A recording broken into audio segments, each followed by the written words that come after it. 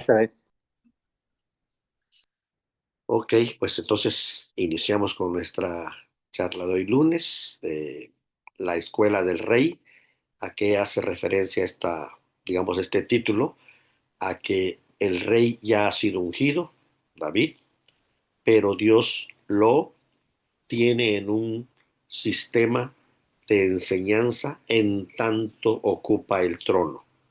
David tiene que aprender todavía lo que significa el pacto, lo que significa ser fiel a Dios y conocerse también a sí mismo para que vaya identificando sus debilidades y todas ellas las traiga a Dios. Entonces el rey está siendo entrenado para su función, aunque ya fue ungido, todavía debe ser purificado, limpiado, perfeccionado para su cargo.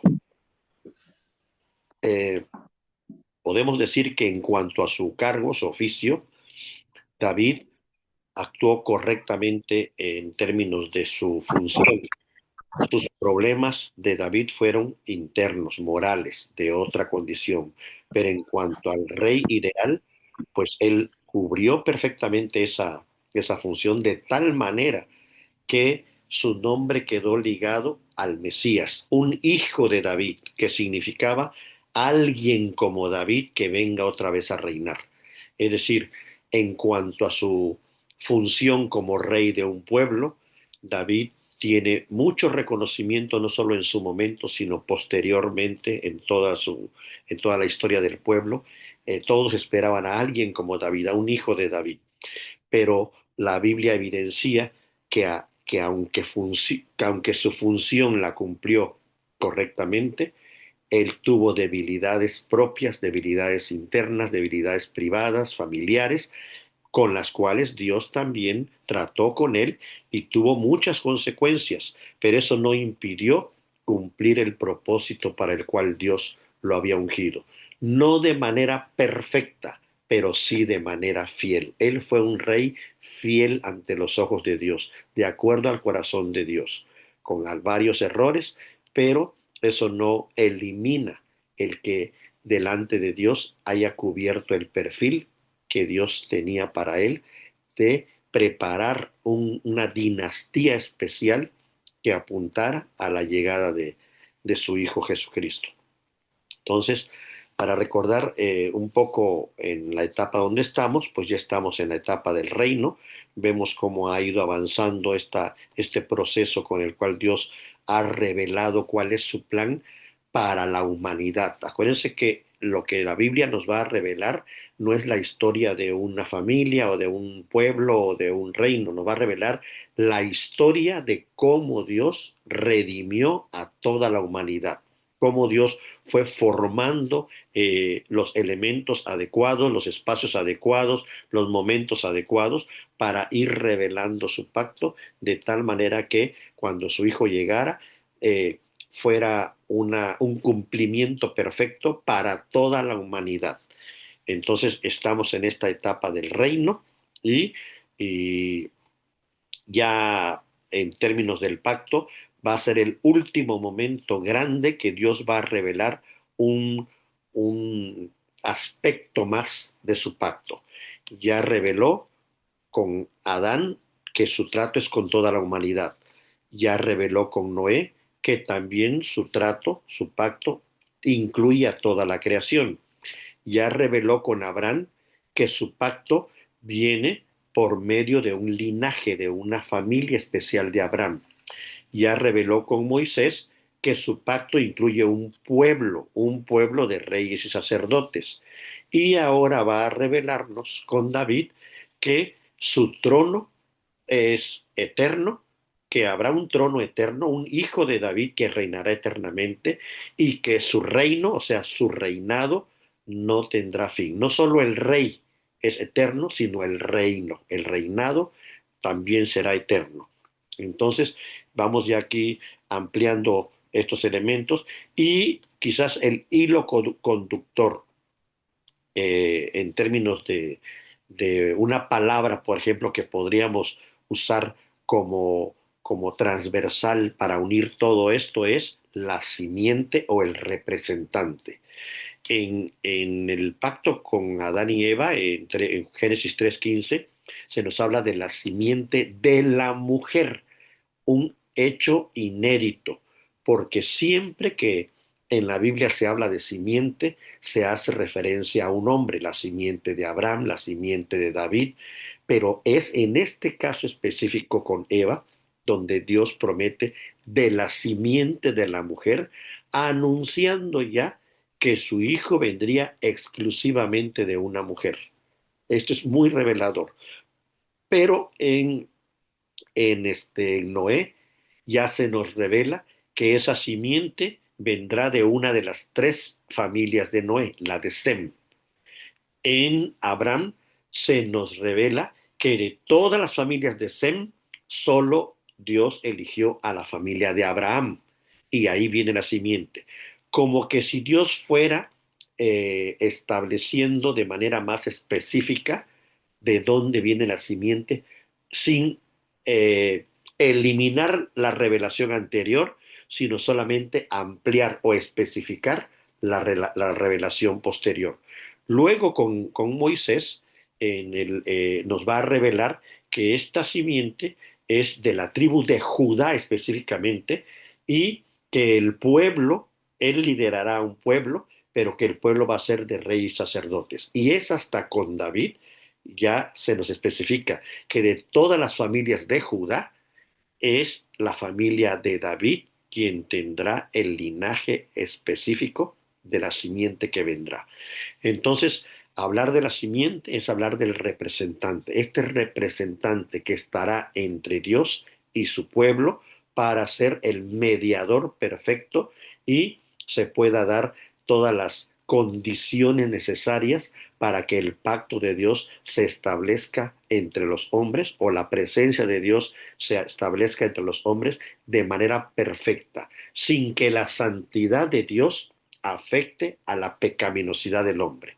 Esto implicaba que el mediador tenía que cubrir la pecaminosidad, pero ser santo para que pudiera hacer este enlace perfecto entre el Dios santo y la humanidad pecadora o su pueblo pecador. Entonces aquí tenemos, digamos, en un resumen todo lo que nos está contando la Biblia en detalles, con historias específicas, pero que todas van apuntando a cómo Dios va a ir revelando la llegada de su simiente o de la simiente de la mujer o la simiente de Abraham y en este caso el representante, el mediador que llegará a ser el mediador precisamente del pacto entre Dios y los hombres. Aquí es una tabla que va a hablar exactamente de lo que les acabo de decir. Adán, Noé, Abraham, Moisés, David y Jesucristo. Cristo es precisamente el cumplimiento perfecto de todo lo anterior. Él es el nuevo Adán, la nueva humanidad. En él está la nueva creación. Él es el nuevo, los que son de Cristo pertenecen a Abraham por la fe, dice la Biblia. Los que son de Cristo son del pueblo santo, de reyes y sacerdotes, y los que son de Cristo son del reino de Cristo, porque Cristo es el Hijo eterno de Dios, pero también el que recibe el trono eterno de David, ¿no? Todos los hijos anteriores de David que habían sido reyes, sus reinos terminaron porque morían, pero él es el único que recibió el reinado, Cristo es el único que recibió el reinado y su reino ya no tiene fin porque él no puede morir. Es humano como descendiente de David, pero eterno porque al resucitar Dios le entregó el reino tanto de los cielos como de la tierra por derecho, ¿no? Ya entrando al capítulo 21, que es el de hoy, nos vamos a encontrar con un tema interesante. Recordemos que nos quedamos el lunes pasado con que Jonatán le avisa a David que tiene que huir porque su padre realmente quiere matarlo. Aquí vemos esta relación entre David y Jonatán, que como mencionamos el lunes pasado, claro que habla de una hermosa amistad entre ellos dos como seres humanos, pero apunta a algo más grandioso, a cómo un hombre, Jonatán, identificó quién era el representante de Dios y aunque era ponerse en contra de su propio padre. Él decide hacer un pacto con David por, por lo que representaba David. Y no solamente con David, sino también con la descendencia de David. Es decir, ya la escritura nos empieza aquí a mostrar la importancia que tiene el que los que están alrededor se unan o se distancien del ungido de Dios, del representante en ese momento. Esto no es nuevo, este pacto que hace Jonatán con David, ya podemos ver algunas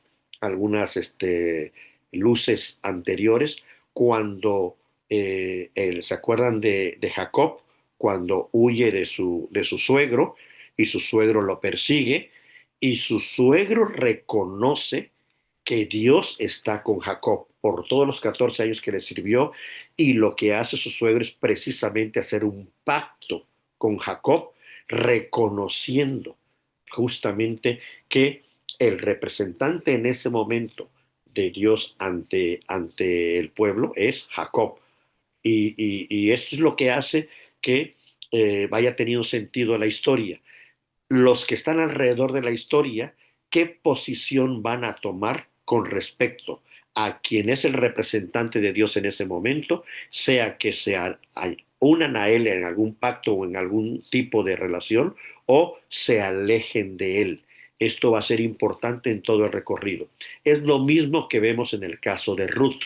Ruth, hay un momento en que decide ella voluntariamente hacer a un lado, no porque no los amara, no porque no sintiera, pero ella identifica que el pueblo de Dios al que pertenece Noemí es el verdadero representante de Dios ante todas las naciones.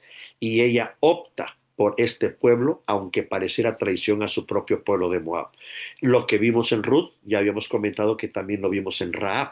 Rahab pareciera una traidora a su pueblo, a Canaán, a Jericó, pero más bien ella está identificando, ella en su discernimiento está entendiendo que el Dios de Israel es el único y verdadero Dios de todas las naciones.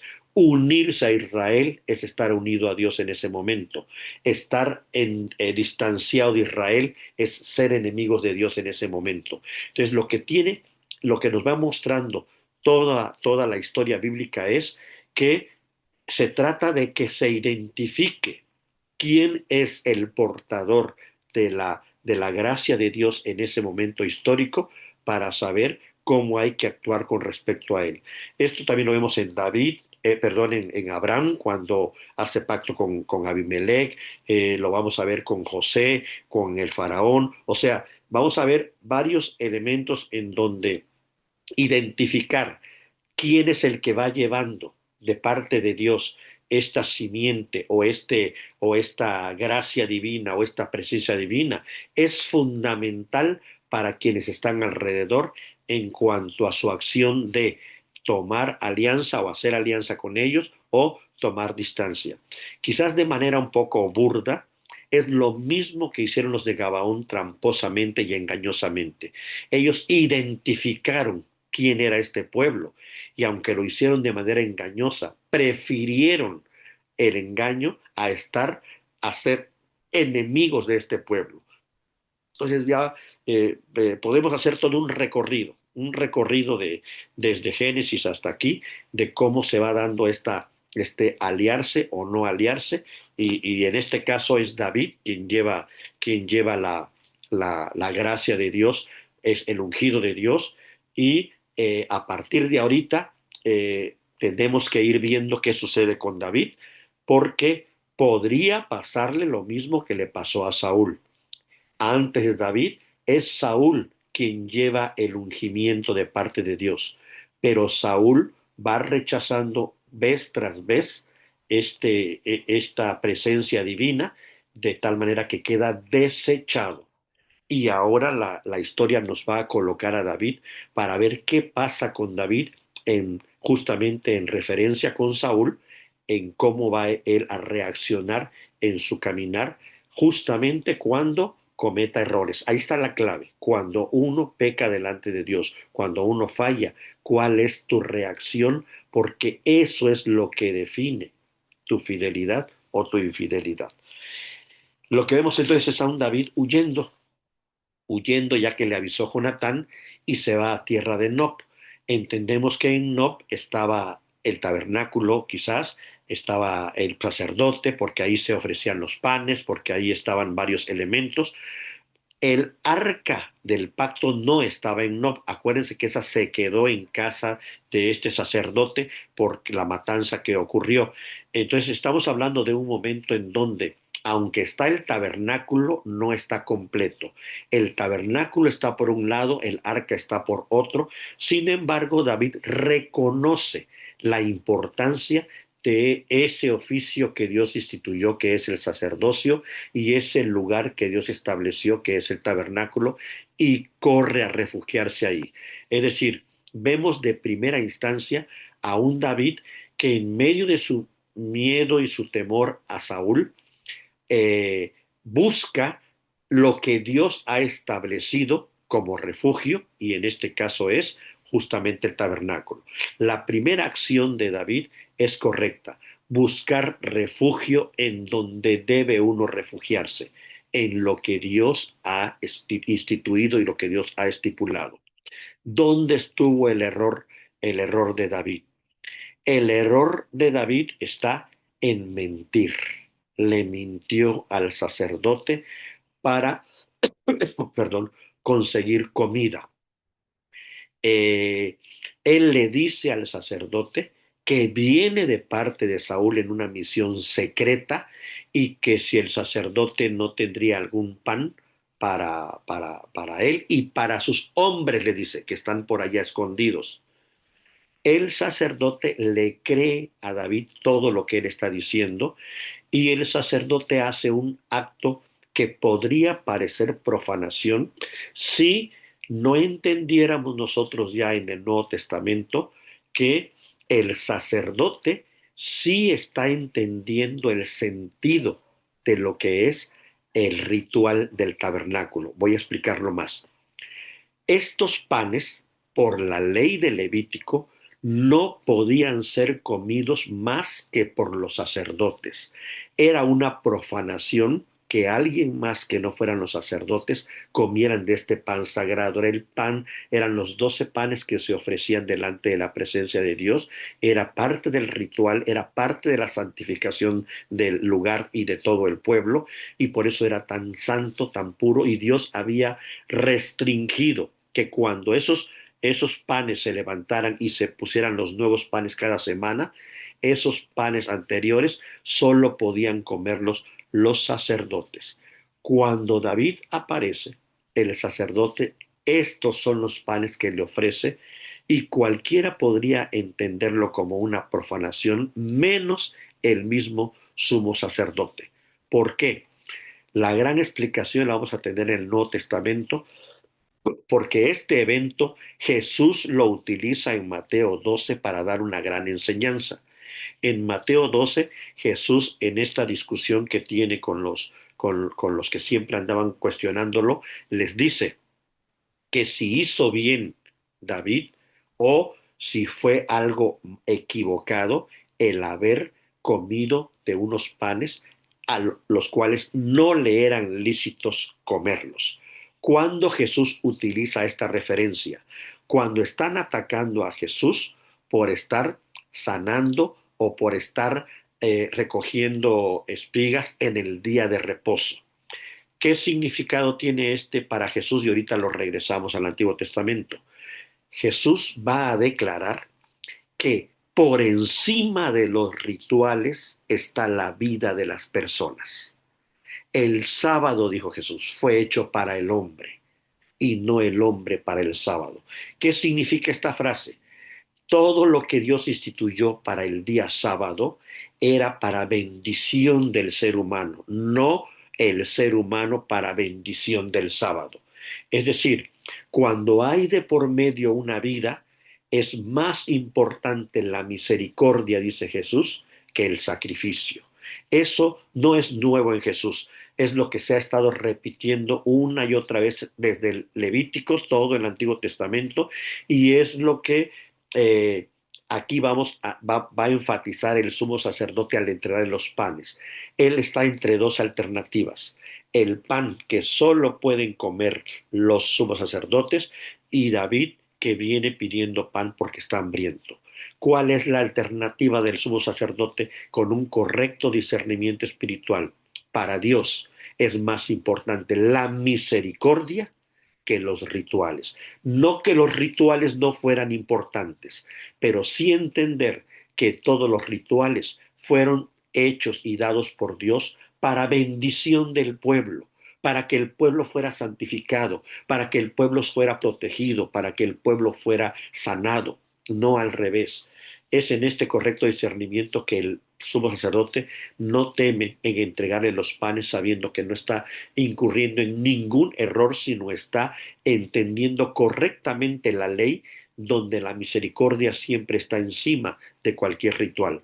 Entonces le entregan los panes. Lo que no toman en cuenta David ni el sumo sacerdote es que en ese momento, en el mismo lugar, hay un espía de Saúl, Doeg, un edomita, o sea, del reino de Edom, que había venido por alguna razón a entrar al servicio de Saúl.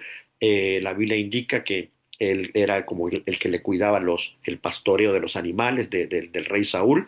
Entonces era un siervo de Saúl que como inmigrante o como ilegal, quizás como extranjero, pues estaba prácticamente en deuda con Saúl, y Saúl lo tenía como siervo. Solo nos narra el texto que ahí estaba, no nos menciona más. Doeg, el edomita, estaba ahí. David sigue dialogando con el sumo sacerdote, y entonces le pide, como según él le dice al sumo sacerdote que está en una misión secreta y que nadie debía de saber. Él le dice al sacerdote si no tiene un arma. El sacerdote entonces le entrega la espada de Goliat, que había quedado resguardada ahí en el lugar santo, como un testimonio de que esa guerra contra los filisteos no fue de David, fue de Dios. Por eso la espada había quedado resguardada ahí en el santuario. Esa misma espada es la que el sumo sacerdote se la da a David, y de alguna manera David tiene que recordar al recibir la espada que quien da la victoria, quien da la provisión es Dios. Es decir, el error de David no fue pedir el pan, el error de David fue haber engañado por, porque no da las razones correctas. Pueden haber muchas explicaciones. Podríamos decir que David quiso proteger al sumo sacerdote porque si el sumo sacerdote le daba el pan sabiendo que él venía huyendo de Saúl, comprometía al sumo sacerdote y lo colocaba como traidor a Saúl y enemigo de Saúl.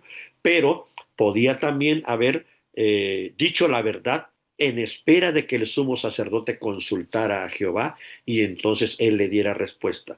Pero David mintió y, como vamos a ver más adelante, ocasionó una tragedia terrible, esta mentira aparentemente sencilla, precisamente con todos los que estaban ahí en Nob, el sacerdote y toda su familia. Entonces David se va con los panes, se va con la espada de Goliat, y lo que hace también otro error: sale de la región de Judá, sale de la región del pueblo y se va a vivir entre los filisteos. Justamente se va a vivir entre los enemigos del pueblo, los enemigos de Saúl, los enemigos de él. Es obvio que no fue a la tierra de donde era Goliat. Acuérdense que los filisteos eran varios pueblos del mar que habían llegado, y eran varias ciudades, digamos, independientes. Sí había relación entre ellas porque se apoyaban para ir a la guerra, pero tenían cierta independencia unas de otras. Al menos la Biblia menciona 5 reyes de los filisteos.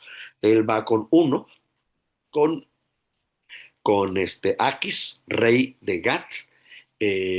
Gat, esta ciudad en donde en algún momento también ya estuvo Sansón, y eh, lo identifican, los otros filisteos identifican que es David y le dan aviso al rey de que David, el enemigo de los filisteos, está ahí viviendo entre ellos.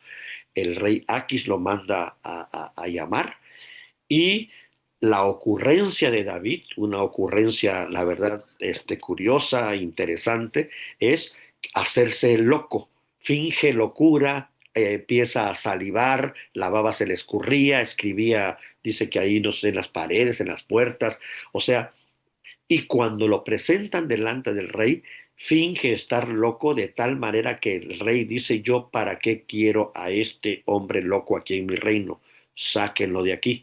Y entonces, aún a pesar de esta situación, podríamos decir, no correcta, porque David sigue huyendo, pero, pero no de la forma correcta, él regresa. Vean la manera en cómo Dios lo tiene que regresar otra vez a la tierra donde tenía que estar, pero de una manera, digamos, tramposa, ¿no? David otra vez haciendo algo incorrecto, pero aún así Dios protegiéndolo. Hay al menos tres salmos que nos van a hablar de estos momentos. Al final tengo ahí una tabla, está el salmo, en el título del salmo específicamente dice que ese salmo David lo compuso cuando estaba con los filisteos, o este salmo David lo compuso huyendo de Saúl, o este salmo David lo compuso cuando estaba encerrado en la cueva. Entonces, son salmos que específicamente en el título nos dice cuándo los compuso David, y al menos tres de ellos son de esta época de la que estamos hablando. Entonces, eh, lo expulsan de ahí de la tierra. ¿Qué podemos encontrar, digamos, de enseñanza en este primer capítulo? Que Cristo es el verdadero pan. David tiene que recurrir al santuario, tiene que entender que el refugio está en el Señor, está en lo que Dios ha instituido, en lo que Dios ha revelado. Y el pan, en este caso, que es su sustento, pues ya nosotros sabemos que Jesús muchas veces dijo que Él era el pan de vida. Es decir, en medio de toda la circunstancia difícil, David va comprobando que Dios lo está cuidando y protegiendo a pesar de sus debilidades. Eh, lo negativo es que él tiene que recurrir al engaño, tiene que recurrir al miedo para huir a Gat, y sin embargo Dios lo sigue cuidando soberanamente, y a pesar de la fragilidad de David, Dios sigue, eh, digamos, preservando a su ungido. Él es su ungido, todavía no ha ocupado el trono de rey, pero toda esta etapa Dios está preparando a David para eliminar sus temores, sus miedos, sus engaños, todo aquello que pueda de alguna forma, si no nulificar, pues sí reducir su eficacia en su oficio al cual ha sido elegido como rey. Y la espada, pues obviamente la espada de Goliat es un memorial de la fidelidad pasada de Dios. David en el exilio tiene que recordar que no es por su propia fuerza que él va a vencer, como pasó con Goliat.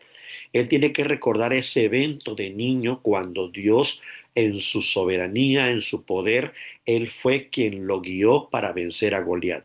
Entonces vemos que en este momento de debilidad, Dios le está mostrando a David luces a través del pan, a través del sacerdote, a través de la espada de Goliat, de que él lo va a proteger y no tiene que recurrir a otro tipo de artimañas ni a otro tipo de soluciones. En el capítulo 22 vamos a ver algo muy interesante, porque David regresa a la tierra y se refugia en una cueva, la famosa cueva de Adulam. 400 hombres se unen a él. ¿Qué tipos de hombres formaron el primer ejército de David? La Biblia es clara y lo especifica. Hombres afligidos, o sea, es probable que sean perseguidos también de Saúl, es probable que sean personas también que hayan sido sacadas de sus tierras por deslealtad, o porque a lo mejor mencionaron algo que no estaban de acuerdo de lo que Saúl hacía.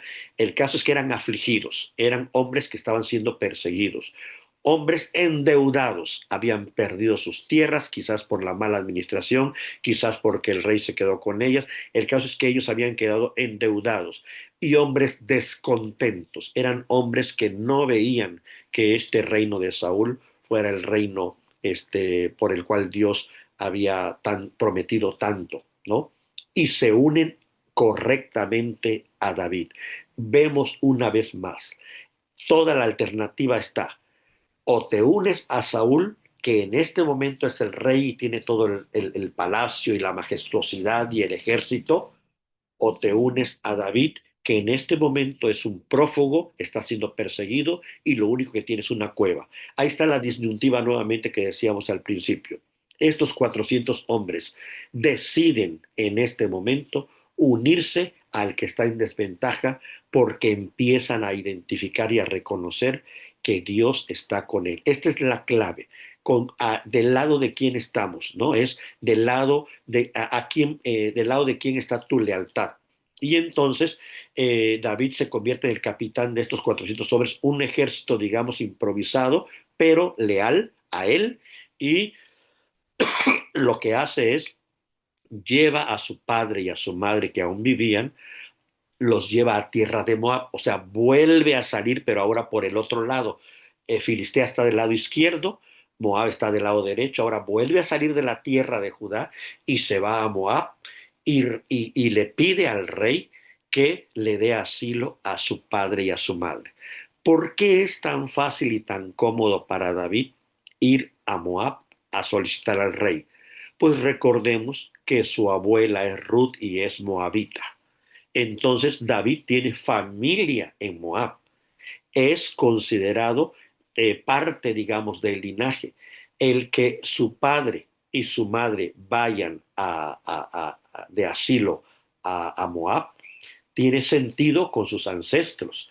El padre de Isaí eh, es hijo de Obed, que es hijo de Booz, y Booz fue esposo de Ruth. Entonces ya aquí vemos esta línea, esta lógica del por qué David puede sentir que en Moab lo pueden apoyar y proteger a sus familiares, pero estando ahí, el profeta Gad le vuelve a decir: regrésate a tierra de Judá. Es decir, Dios lo que quiere mostrarle a David es que él es ungido y él no tiene que estar huyendo a ningún lado, ni a izquierda ni a derecha, a protegerse.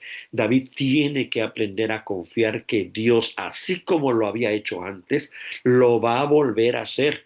Y entonces David está aprendiendo a confiar a Dios ahí mismo en su tierra, ahí en Judá, sin huir a la izquierda a Filistea, ni huir a la derecha a Moab. Deja refugiados a su padre y a su madre. Es probable que ya sean grandes, que estén cansados, pero David se le pide por medio del profeta regresar a Judá. ¿Qué sucede mientras tanto? Saúl demuestra que cada vez se está corrompiendo más. Primero, al hacerle una advertencia a todos sus siervos de ahí donde él estaba. Acuérdense qué ciudad era: Gabaa, esta ciudad recordada fuertemente por ser donde sucedió el evento con el levita y su concubina. Esta ciudad de Gabaa viene a ser la ciudad donde habita Saúl como rey, y él le advierte a sus siervos que eh, ¿por qué nadie le ha dicho de todo lo que David está haciendo y por qué prefieren ponerse del lado de David que de él? ¿Por qué nadie le advirtió de esta alianza que había entre David y Jonatán? ¿Y por qué nadie de ellos, de sus siervos, le ha advertido a Saúl que Jonatán, su hijo, está traicionándolo? Es decir, Saúl, ya en un acto, digamos, de deterioro total de su mente y de su corazón, está poniendo hasta su propio hijo en contra de todos los demás. Sin embargo, todos los demás siervos, esto es interesante porque si Saúl se está quejando, es porque los siervos no se atreven a decirle nada. Ellos incluso no es que apoyen a Jonatán, ellos tienen que ser leales al rey, pero no denuncian lo que ellos saben que Jonatán está haciendo en este pacto con David, porque no es la primera vez, como vamos a ver en el siguiente capítulo, Jonatán y David se vuelven a reunir y vuelven a ratificar este pacto de lealtad. Entonces, una de las cosas interesantes es que va a hacer eh, Saúl al hablar con todos los siervos y denunciar esta situación, va a hacer que Doeg, el edomita, tome relevancia, levante la mano y diga, yo a diferencia de todos estos siervos que no te quieren decir nada, yo sí te quiero decir algo. Yo vi a David con el sacerdote Ahimelech allá en la tierra de Nob, y el sacerdote Ahimelech le estaba dando los pan y le cuenta a Saúl todo lo que él vio allá en Nob entre el sacerdote Ahimelech y David. Y Saúl inmediatamente da la orden de ir por el sacerdote, y viene el sacerdote con 85 sacerdotes más que habitaban en ese lugar, se presentan delante de Saúl. El sacerdote explica todo porque él no tiene nada que temer, él va a decir la verdad. Él no sabía que David era prófugo, él no sabía que David era enemigo de Saúl. Él le va a decir que él solo atendió a Saúl como sacerdote que es, dando hospitalidad y dando de comer al hambriento. Obviamente Saúl está cegado y manda matarlos, pero ningún siervo benjamita de David se atreve a matar a ningún sacerdote. Todavía hay cierto temor en los siervos de reconocer que ellos son ungidos de Dios también para otro oficio diferente al de Saúl, pero son también ungidos de Jehová. El único que se atreve es justamente un edomita, un extranjero, un descendiente de Esaú. Acuérdense que los edomitas son descendientes de Esaú. Es este Doeg edomita, el que se atreve y mata no solamente al sumo sacerdote y a los 85 sacerdotes, sino mata a toda la población, niños, mujeres, a todos los de Nob, porque según habían encubierto a David y no habían denunciado ante el rey Saúl. O sea, Doeg, el edomita, queda bien parado como el único leal a Saúl, el que sí va a denunciar cualquier deslealtad al rey, y para lograr este lugar de reconocimiento hace esta masacre, una masacre grave a todo el sacerdocio y a todo un pueblo, y el único que logra escapar es el nieto de Ahimelech, llamado Abiatar.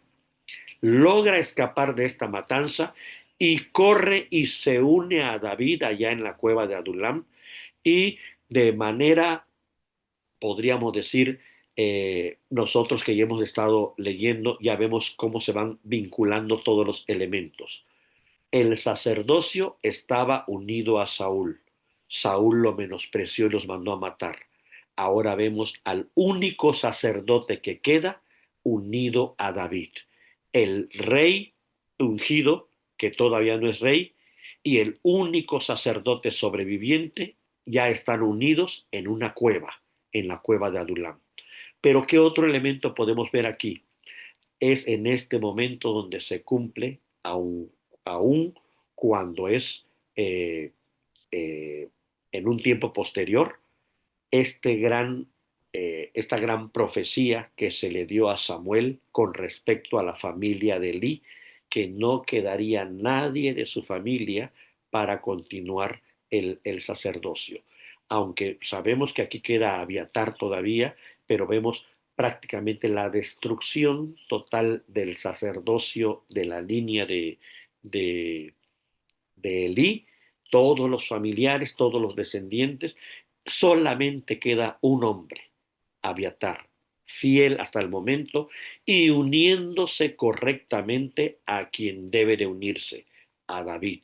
Aun cuando sea en exilio, aun cuando sea prófugo, aun cuando sea huyendo, aun cuando sea una cueva, ese sacerdote identifica que Dios ya no está con Saúl, que Dios ha abandonado a Saúl, y él se alía o se une a David para ver qué va a decir Dios a través de ellos dos en este nuevo caminar que ya está iniciando. Entonces, vemos el deterioro de Saúl con su reino majestuoso y el surgimiento de este nuevo reino humilde en una cueva con personas endeudadas, afligidas, con solo un sacerdote huyendo, con un David prófugo, y nos da a entender de manera, digamos, interesante el surgimiento del pueblo de Dios. Siempre el pueblo de Dios surge así, de una manera humilde, de una manera, Cristo perseguido por los que lo quieren matar,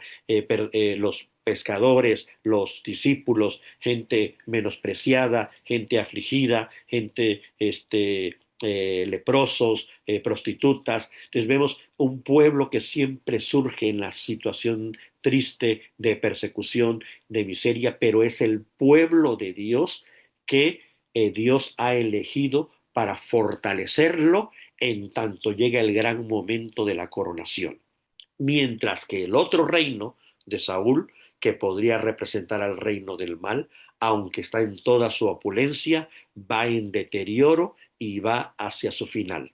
Entonces, aquí ya vemos estos dos caminos también marcados, no solamente en dos personas como David y Saúl, sino en dos reinos, uno naciente y el otro está terminando, uno está en decadencia.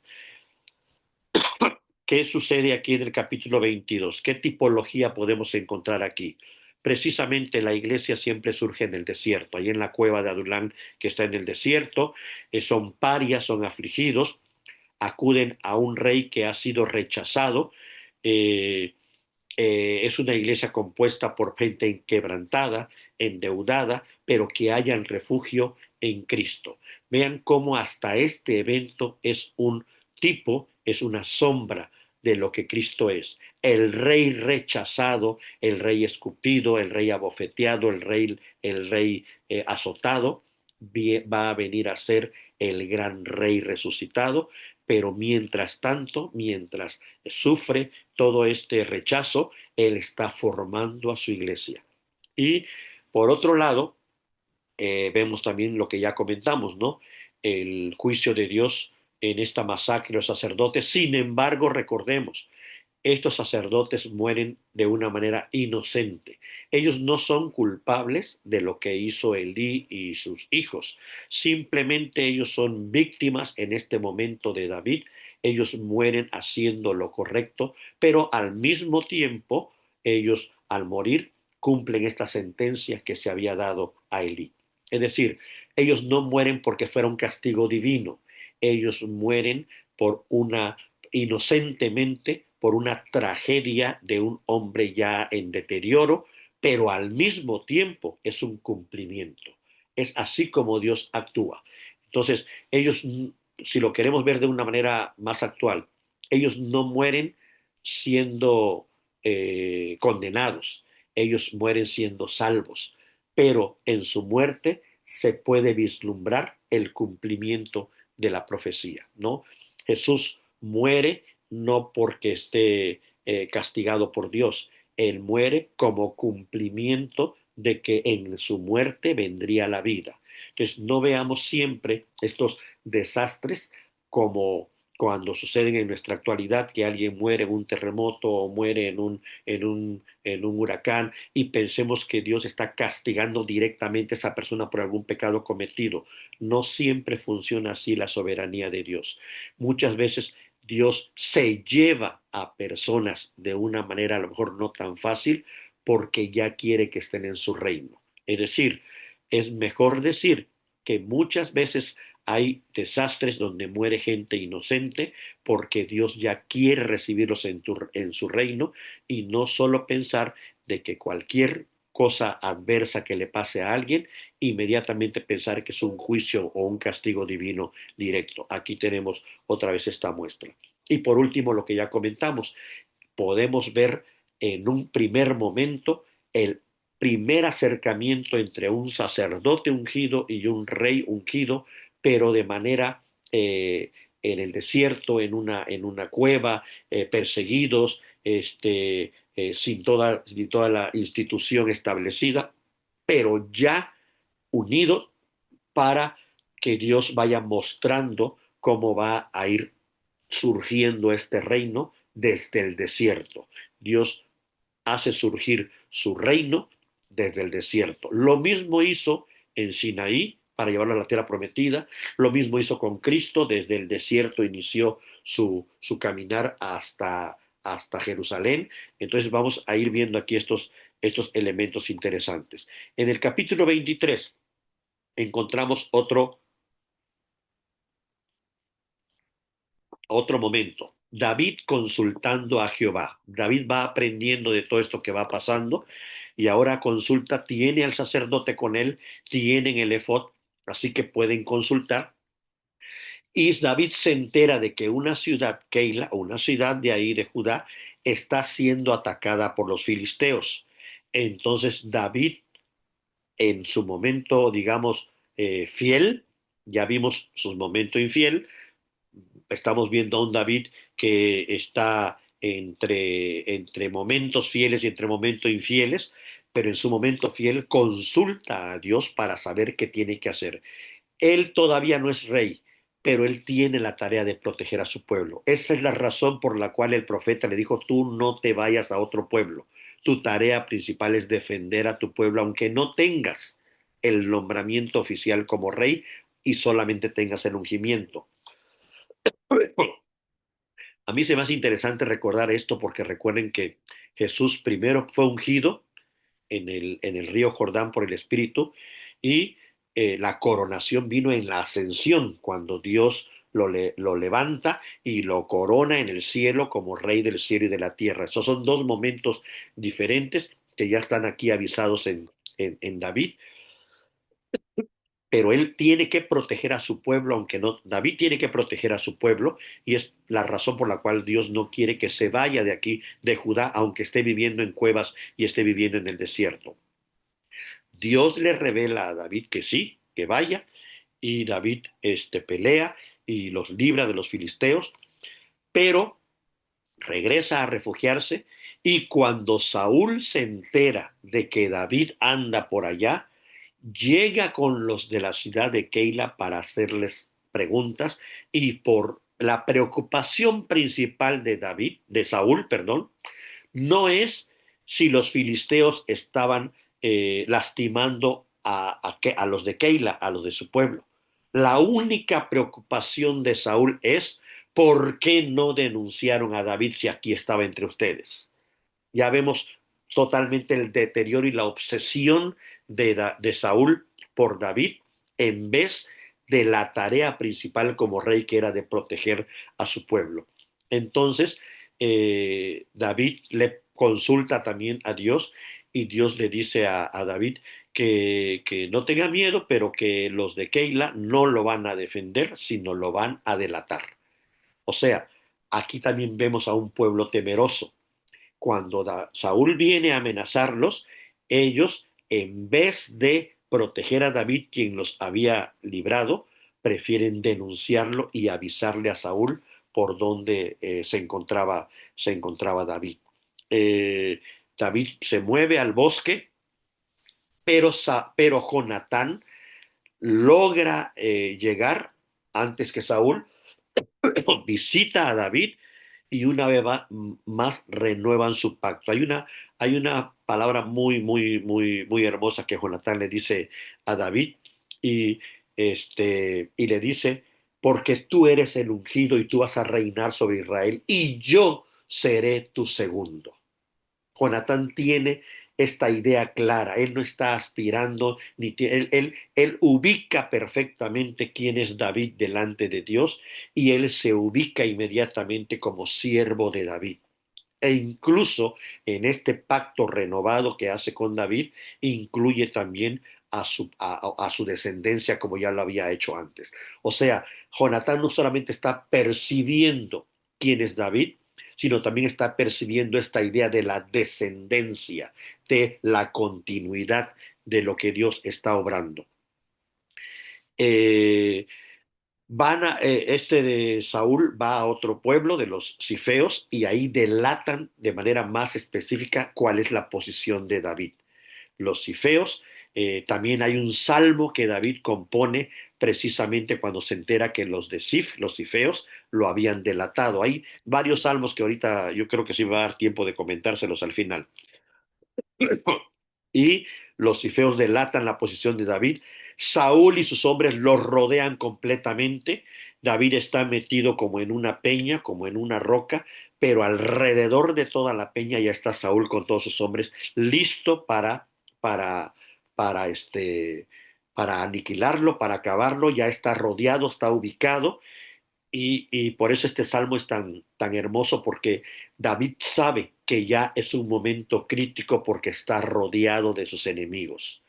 Y es ahí donde David se va a refugiar otra vez en Dios escribiendo este salmo, el conocido Mictam de David. Cuando la Biblia, los salmos dicen Mictam, hacen referencia a que quizás fue escrito en piedra o fue escrito de una manera que debía recordarse siempre, o también se habla de los salmos de oro de David, a eso se refiere la palabrita Mictam, pero este salmo precisamente va a hablar de Mictam de David cuando cuando Saúl ya lo tenía rodeado y eh, estando ahí rodeado por Saúl, justo cuando ya parecía inminente que iban a capturar a David y la única intención de Saúl de capturarlo era para matarlo, no tenía otra intención Saúl con él. Un hombre viene, un mensajero viene y le avisa a Saúl que hay una invasión filistea hacia Israel. Es decir, en tanto él está entretenido persiguiendo a David, su yerno, está olvidando su función principal como rey y sus propias ciudades e incluso su propia familia podría estar en peligro porque los filisteos están aprovechando esta distracción interna, este problema interno, para invadir por otro lado. Y entonces Saúl es cuando reacciona, abandona la persecución, sabe que no es que reconozca algo Saúl, sino que él sabe que a perder a David, a perder su reino, pues mejor esperar un rato por David, pero tiene que mantener su reino. Él está obsesionado con ser rey. Abandona la persecución de David y por eso ese lugar de Saúl, perdón, David lo va a nombrar como Sela Jamelocot, que significa la peña del escape o la roca de la salvación o la roca de la liberación, dando a entender que él ahí estaba totalmente indefenso, no había oportunidad de nada, lo rodeaba el rey con todo el ejército y Dios lo liberó de una manera sobrenatural y providencial. Este es el gran momento aquí en, en este capítulo y podemos decir que la soberanía de Dios es tan exhaustiva que utilizó incluso la invasión de los filisteos enemigos como un instrumento providencial para cuidar al rey del pacto. O sea, así es la providencia de Dios. Él puede usar incluso a enemigos, incluso a ejércitos, a naciones, con tal de preservar a su ungido, a quien a quien Dios mismo ha establecido como quien continuará con la simiente.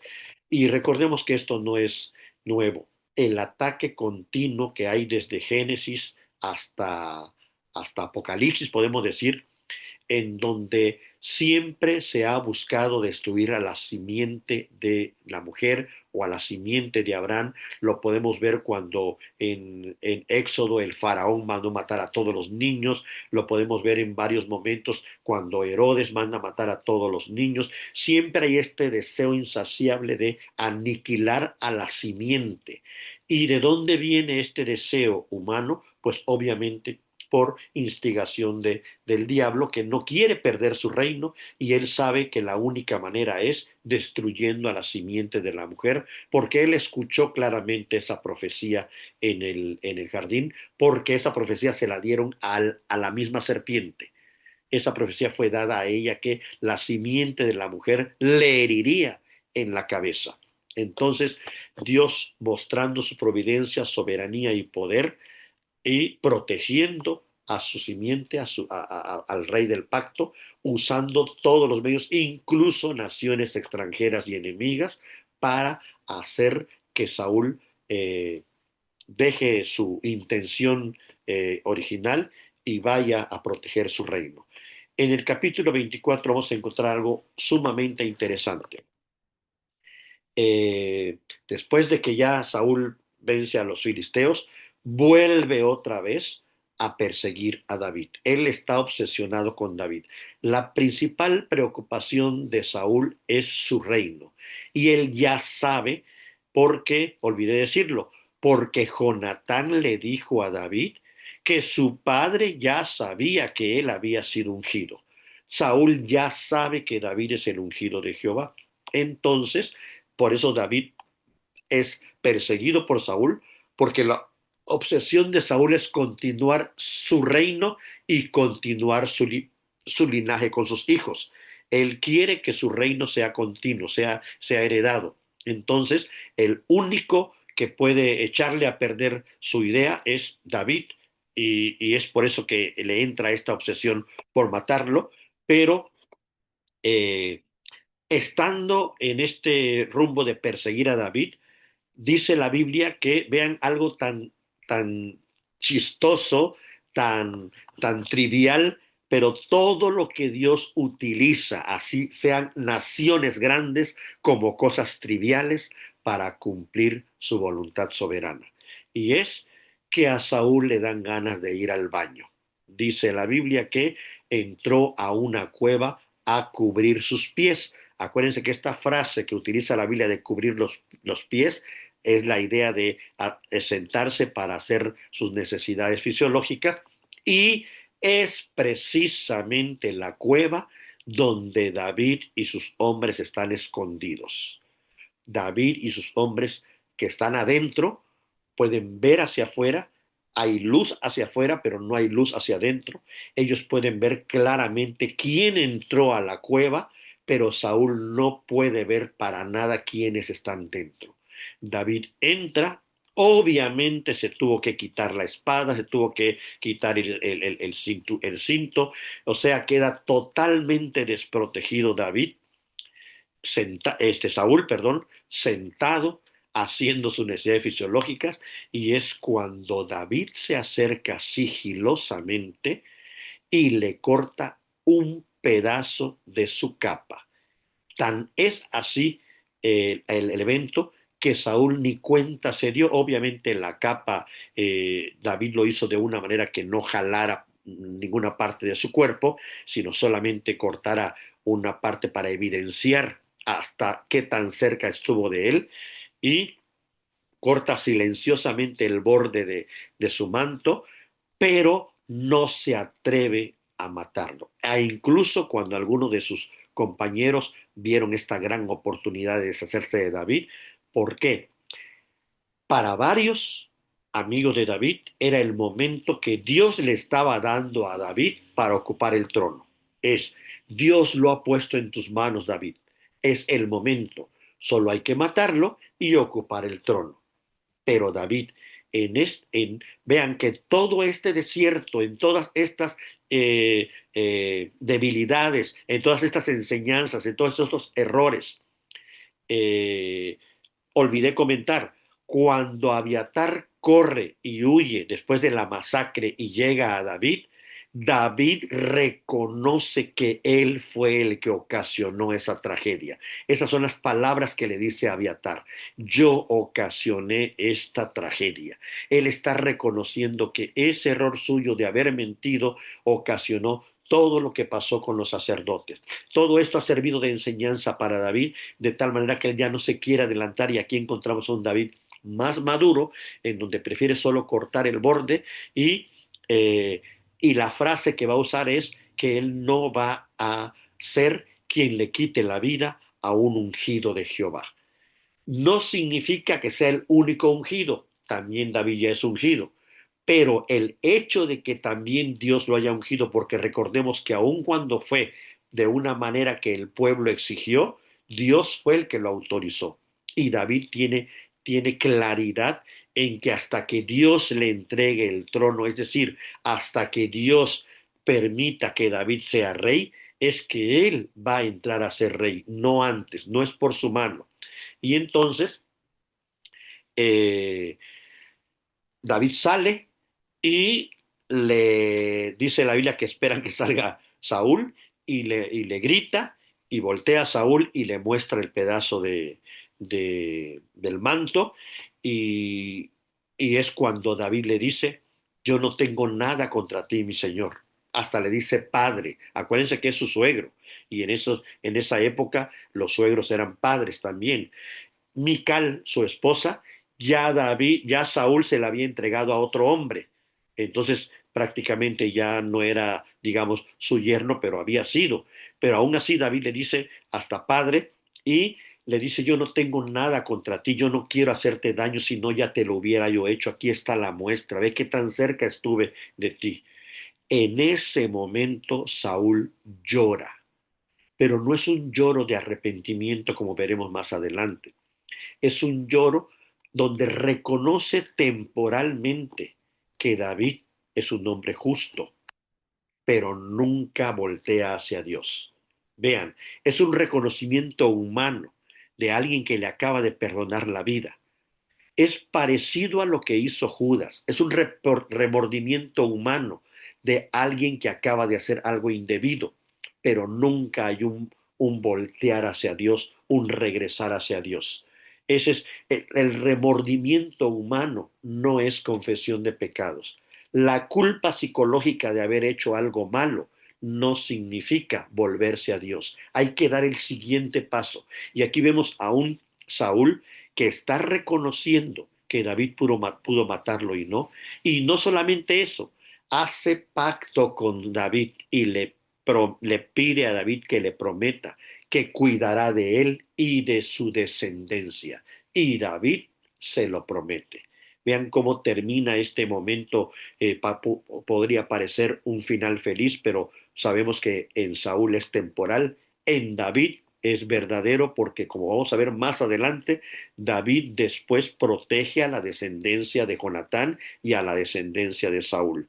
La frase de David que retumba aquí en este capítulo es que juzgue Jehová entre tú y yo. Es decir, yo no voy a juzgar, le dice David, pero tampoco juzgue tú.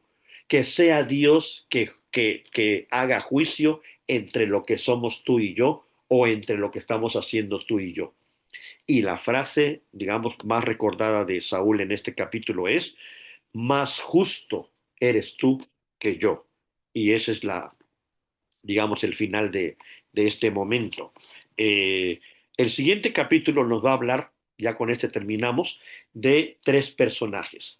Resulta que David está en el desierto, sigue con su grupo, con su ejército, y cerca de ahí hay un hombre rico llamado Nabal. El nombre ya en sí mismo indica el personaje. Nabal significa literalmente insensato o necio. Y están en la época de trasquilar las ovejas, aparte es día de fiesta, al parecer se celebraba algún tipo de fiesta de las que acostumbraba el pueblo estipuladas en la ley de Dios. El caso es que era un momento de abundancia para Nabal y aparte él era un hombre rico. Y entonces David apela a este sentimiento o no un sentimiento, perdón, David apela a la ley de Dios en donde todo el que está en desventaja y desprotegido puede pedir apoyo, ayuda a quien está en abundancia y el que está en abundancia debe de tenderle la mano al desprotegido. Está apelando a la ley, no está exigiendo David algo que no podría hacer. Es lo que hace Ruth con Booz cuando viene a recoger las espigas. No están apelando a un acto de compasión, sino están apelando a la ley de la misericordia estipulado en la Biblia y vos, además de eso, le da de más. Ahí es donde entra ese extra, ¿no? Lo que la ley dice, más la misericordia misma de vos.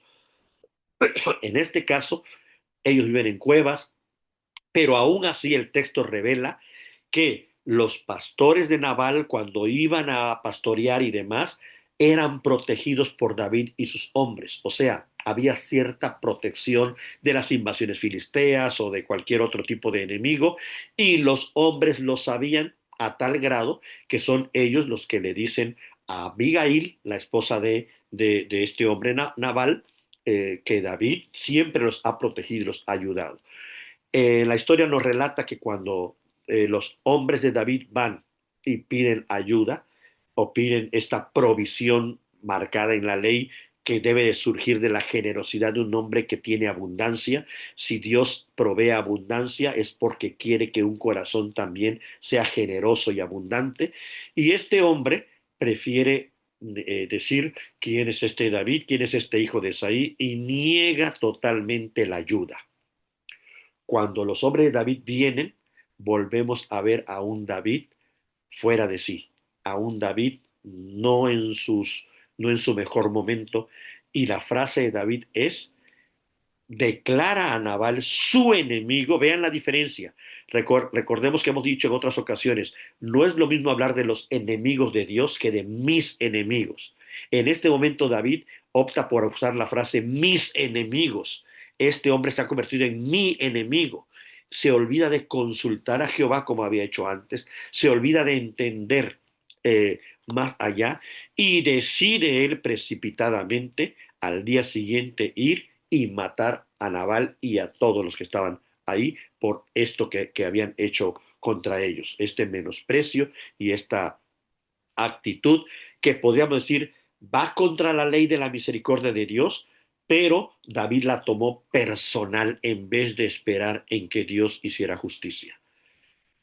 Cuando Abigail, la esposa de Nabal, se entera de este momento, de esto que está destinado para Nabal, ella inmediatamente, sabiamente, toma muchas provisiones y sin que su esposo sepa, se, ad- se adelanta para encontrarse con David, y como era fiesta, el esposo pues estaba, la Biblia menciona que estaba ebrio, que estaba lleno de, enfiestado, digamos. Ella se adelanta y llega con David, y es ella la que hace entrar en cordura a David. Una mujer nuevamente poniendo Dios ahí en un momento exacto para frenar esta acción que podría poner a David en la misma categoría de Saúl si la llevaba a cabo. Una acción visceral, una acción abrupta, no pensada, no consultada a Jehová.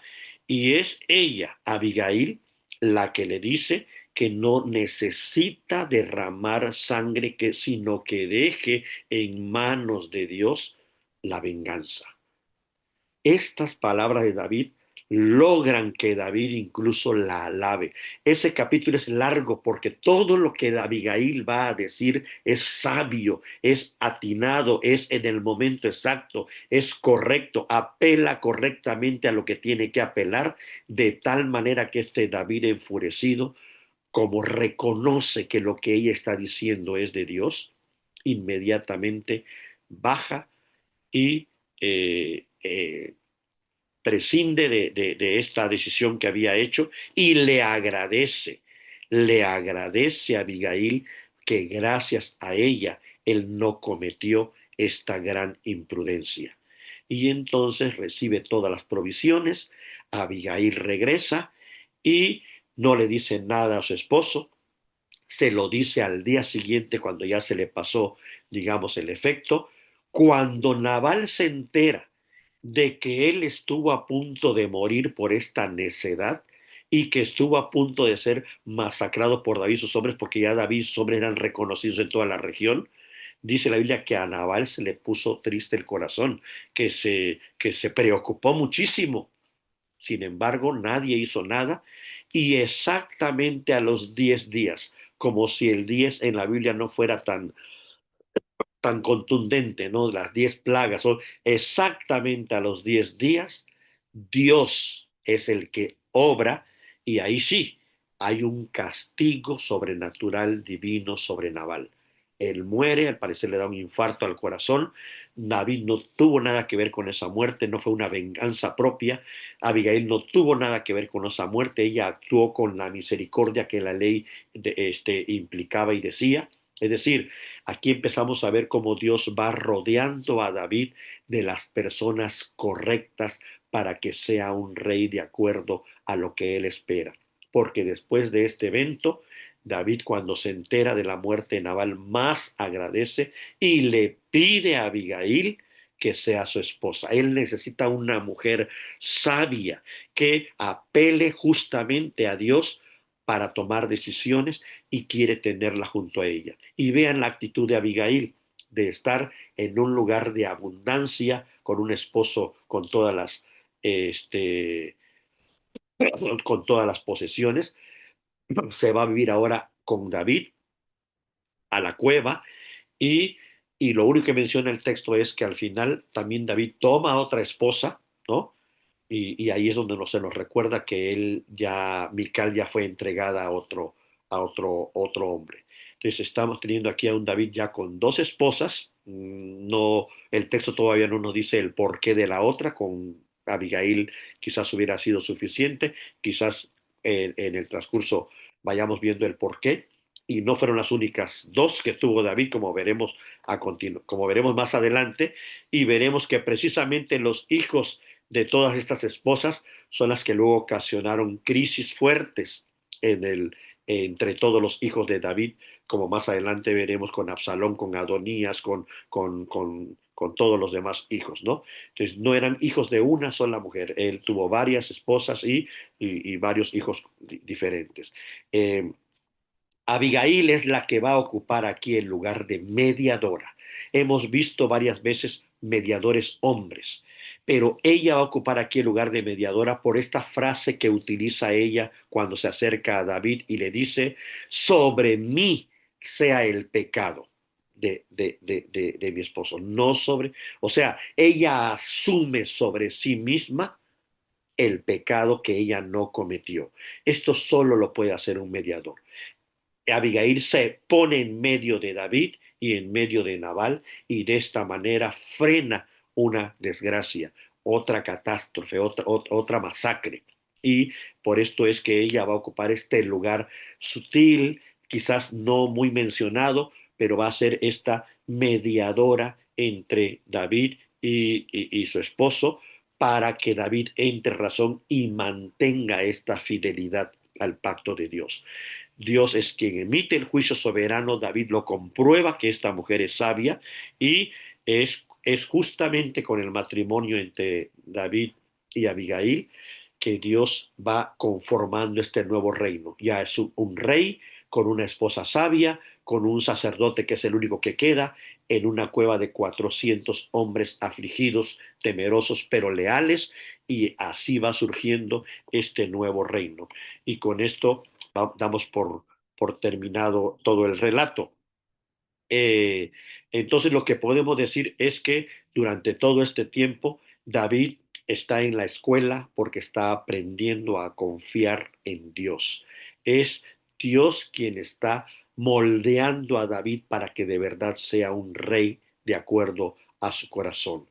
Él sabe que no debe confiar en los hombres, él sabe que debe pastorear a los que están sufriendo, como lo hizo en Adulam, sabe que debe de refugiarse en la roca como cuando quedó solo y rodeado, pero Dios lo protegió, y sabe que debe dejar la justicia solamente en las manos de Dios y no tomar justicia por sí mismo. Para quienes quieran revisar los salmos, aquí se los dejo. El salmo cuando David, este, está el Salmo 59, cuando está escondido en la cueva es el Salmo 57, cuando Doeg denuncia al sacerdote es el Salmo 52, y creo que de todos ellos, aquí les dejo la tabla para que la tengan ahí, de todos los momentos que menciona Samuel y los salmos cuando se escribió, cuando David escribió este salmo, está cuando está huyendo. Creo que de los más relevantes es el Salmo 142, que es el salmo que David Es la oración que David hace cuando está escondido en la cueva y está pidiendo la protección total de Dios. Porque es importante que vayamos leyendo los salmos a la par con la narración, para que veamos cómo el corazón de David está siendo moldeado en medio de las circunstancias, en medio de sus debilidades, en medio de sus caídas y tropiezos, pero él siempre busca refugio en Dios y eso es lo que lo hace ser un rey, un hombre de acuerdo al corazón de Dios. Hasta aquí la charla.